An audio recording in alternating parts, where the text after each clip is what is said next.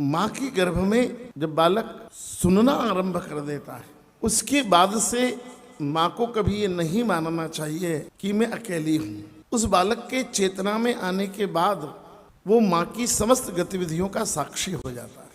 कई बालक अपनी माँ को भगवान से ज्यादा मानते हैं, कई बच्चे माँ के प्रति श्रद्धा नहीं रखते, माँ को अपशब्द बोलते हैं। जब इस पर विचार करते हैं कि कौन अपनी माँ को जगदम्बा से ज्यादा स्थान देता है, कौन अपनी माँ का अपमान करता है, तो ध्यान में आता है कि बालक जब माँ के गर्भ में रहता है तो अपनी माँ की समस्त गतिविधियों का साक्षी हो जाता है। अगर गर्भकाल में उसने अपनी माँ को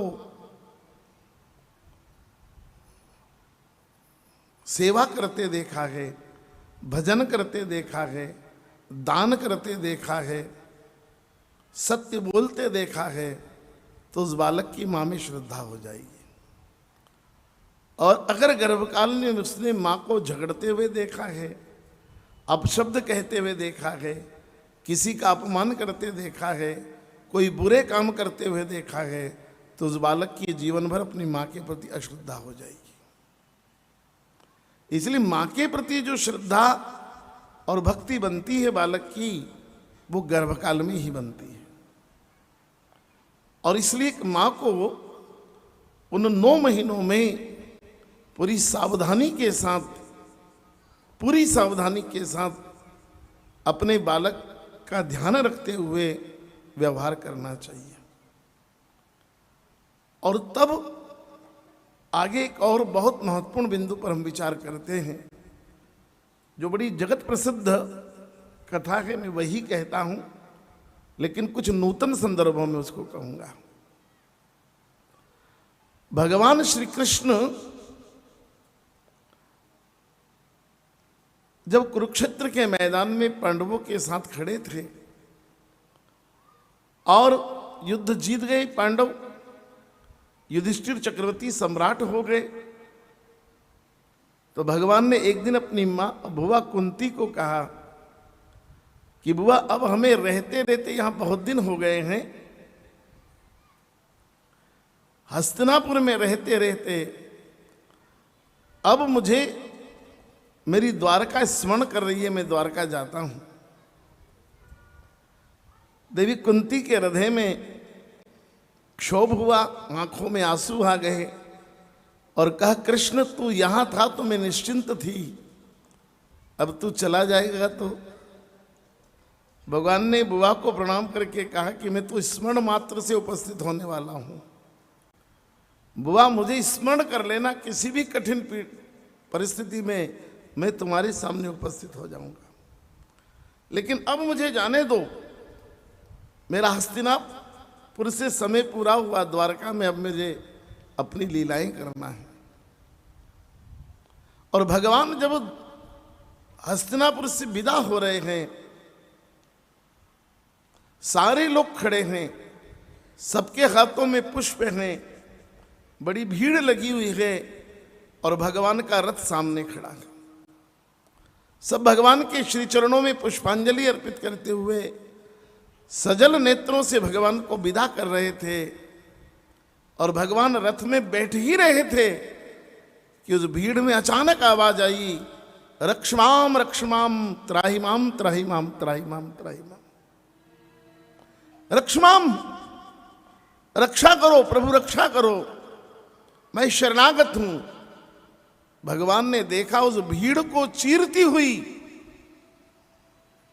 एक 16 वर्ष की लड़की सफेद कपड़ों में आ रही, दौड़ी हुई, और भगवान के चरणों पर आकर माथा टेक दिया, हे प्रभु रक्षा करो। बोले क्या हुआ? उत्तरा क्या हुआ?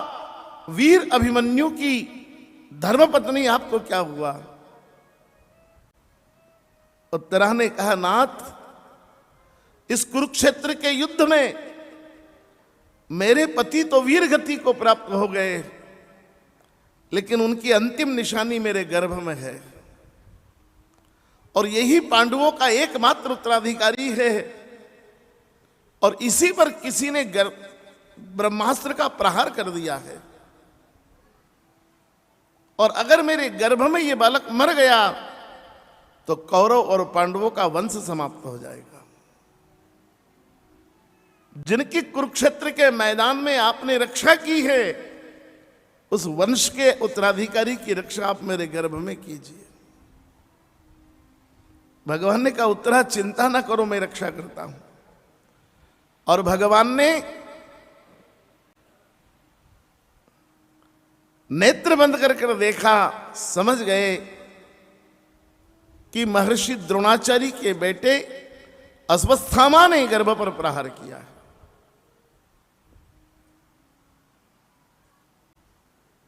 भगवान ने अपने सुदर्शन चक्र को आज्ञा दी, जाओ सुदर्शन चक्र इस बालक की रक्षा करो, रक्षा करो इस बालक की। सुदर्शन चक्र गर्भ में गया और जाकर देखा कि ब्रह्मास्त्र की आग इतनी है कि वो बालक जलकर राख हो जाएगा। तत्काल सुदर्शन चक्र ने कहा कि प्रभु शीघ्रता से आप शंख को जल से पूरित करके भेजिए, क्योंकि यहां आग को ठंडा करने के लिए जल की आवश्यकता है। भगवान ने अपने जल पूरित शंख को भेजा, शंख अंदर गया, उसने जल का प्रोक्षण किया। आग तो ठंडी हो गई लेकिन वातावरण में गर्मी थी, वो बालक कहीं जल ना जाए, तो सुदर्शन चक्र ने उस बालक को उठाकर शंख के भीतर रख दिया। वो शंख उस बालक को चुभने लगा, कठोर शंख, तो बालक रोने लगा। तो भगवान ने अपने पद्म को, कमल के फूल को भेजा कि जाओ उस बालक को आसन दो गर्भ में। वो कमल का फूल अंदर गया, शंख में बिछ गया, उस पर उस बालक को लेटा दिया गया। और भगवान ने फिर अपनी गदा को भेजा कि जाओ तुम जाकर ब्रह्मास्त्र को निषिद्ध करो। भीतर भगवान की गदा गई उत्तरा के गर्भ में और उसको निषिद्ध किया और उस बालक को मां के गर्भ में सुरक्षित किया। जब बालक सुरक्षित हो गया तो शंख चक्र गदा पद्म ने कहा कि हे बालक उत्तरानंदन, तुम अपनी मां के गर्भ में अब सुरक्षित हो गए हो, अब हम जाएं? उस बालक ने कहा नहीं, बाद में जाना, पर पहले मुझे बताओ कि मेरी रक्षा करने आपको भेजा किसने? शंख चक्र गदा पद्म ने उस बालक को प्रणाम किया कि तुझे प्रणाम है। बोले आप मुझे क्यों प्रणाम करते हो? तब सुदर्शन चक्र बोले कि धन्य है तू उस वंश और कुल में पैदा हुआ है कि तूने ये पूछा कि मुझे बचाने वाले का नाम बताओ, तूने ये नहीं पूछा कि ब्रह्मास्त्र का प्रहार करने वाले का नाम बताओ। उत्तरा के उस बेटे ने गर्भ में ये पूछा कि मुझे बचाया किसने, उसने ये नहीं पूछा कि मुझे मारने की कोशिश किसने की थी। जिंदगी में ढूंढ सको तो वैष्णव का लक्षण यह है कि बचाने वाले को ढूंढना, मारने वाले को ढूंढने की आवश्यकता। पर हम तो कहीं एक्सीडेंट हो जाए तो बचाने वाले को कौन पूछता है? पहले पूछते हैं जो टक्कर मार के गया उस स्कूटर के नंबर नोट किए क्या?